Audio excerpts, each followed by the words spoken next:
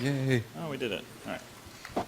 Okay, so real quick, I just threw some slides in a deck I had from ISC, so I'm going to roll through this really fast. You can do 5 minutes.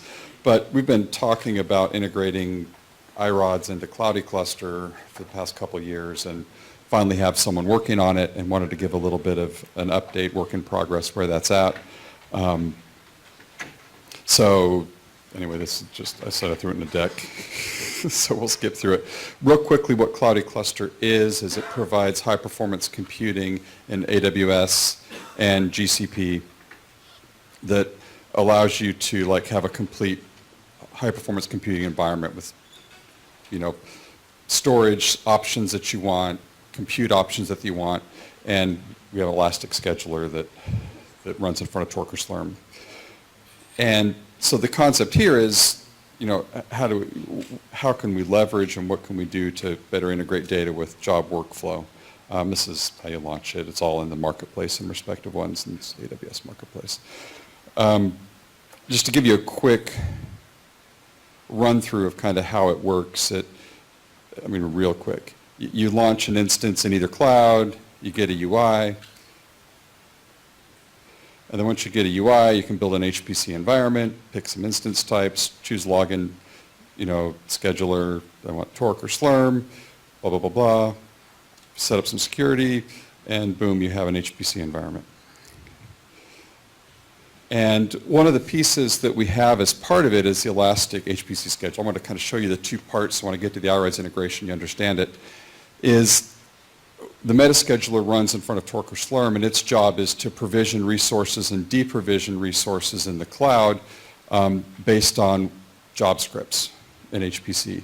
So here's kind of a CCQ overview. We can share the slides later. But if you look, here's a standard job script. You can see there's PBS and there's also SBatch commands in there. This is running in front of Slurm, so we're going to do an SBatch of 24 nodes, 4 tasks per node. And if you look up there, this is a GCP one. We're going to choose the N1 high CPU-4. It's going to just use that instance type for this job.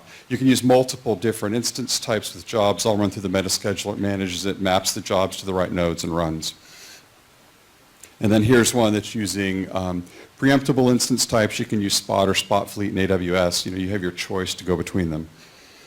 And it's all managed from the job script. Here's kind of some output.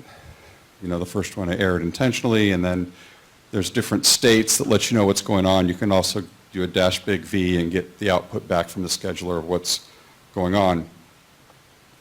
Here's just another real quick scroll through so you kind of get the idea.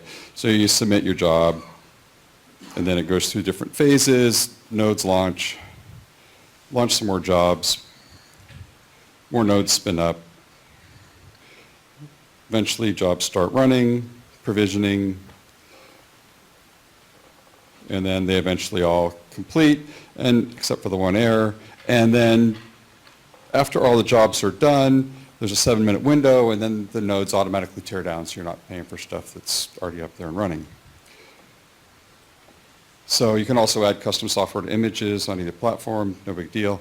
So what we're adding is the capability to automatically manage and provision iRODS as part of this. So you can go in and say, this is the iRODS setup, set it up, it's going to spin up your database, it's going to automatically provision and configure everything so you have a base iRODS environment. And then once you've configured it, it gives you the information. We want to enable federation as best as possible so you can pull data into the cloud and pull it out, not necessarily rely on data in the cloud if you don't want, but it's a way to get things done back and forth. You can also leave it in the cloud as well. We're trying to be as flexible and love some input on what people would think would be useful in that.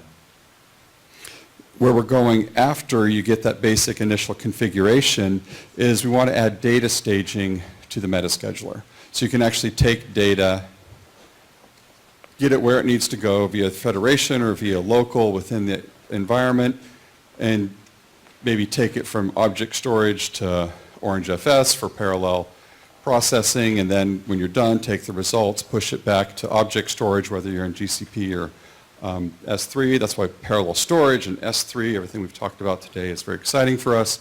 or parallel transfers. And so that's kind of where we want to go with it, because we see people wanting to manage and know and understand where their data is, but also compute. There is some work where we want to do taking jobs to compute. There's even another project that we're about 80% complete with V1. The Google port got in the way.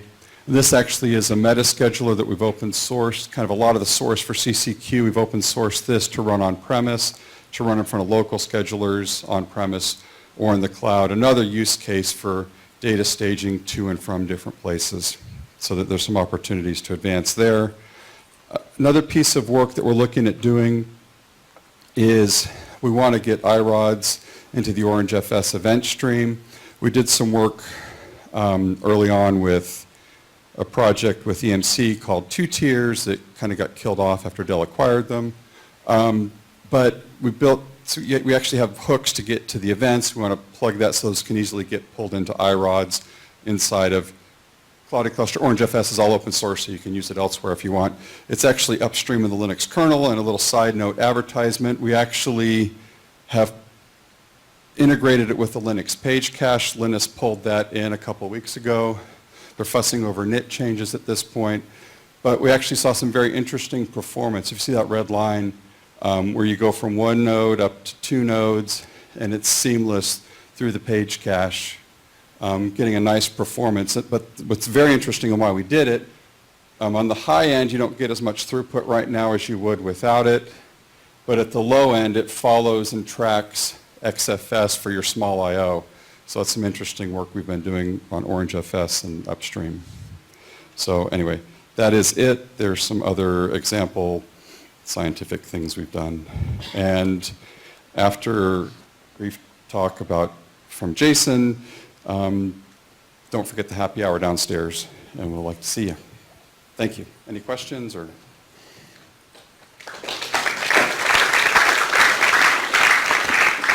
I'm a little bit familiar with Slurm. I'm sorry, I'm a little bit familiar with Slurm. I've used it before.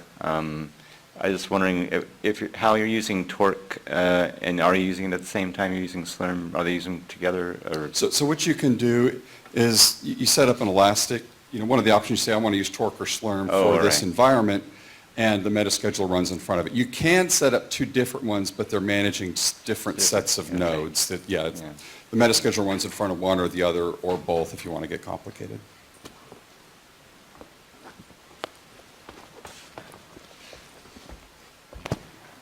Hi, so you said it worked in GCE. Does this mean that it would work against a vanilla Kubernetes cluster? I know the two are not exactly the same, but I wonder if there's any... Kubernetes is what you said? Yeah. Right now we live on images and instances, and the software and the standard library software is all there.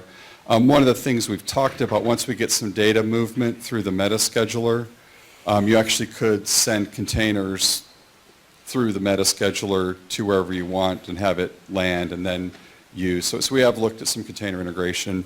We do have some other container systems already on the image. Kubernetes adds a layer of complexity because it has that management piece that we have to think about a little bit. Yeah, that's a good suggestion. Okay. And sorry, one other question. What about OpenStack? Any support for that? We actually, now that we've done the Google port, an OpenStack port would be a little easier. We keep track of all the metadata for Cloud Cluster in kind of the cloud databases, so we'd have to figure out that piece because there's not really an OpenStack cloud database that's kind of made it to the end. But if you're interested in that, we could look at a project at doing that. It wouldn't be that hard.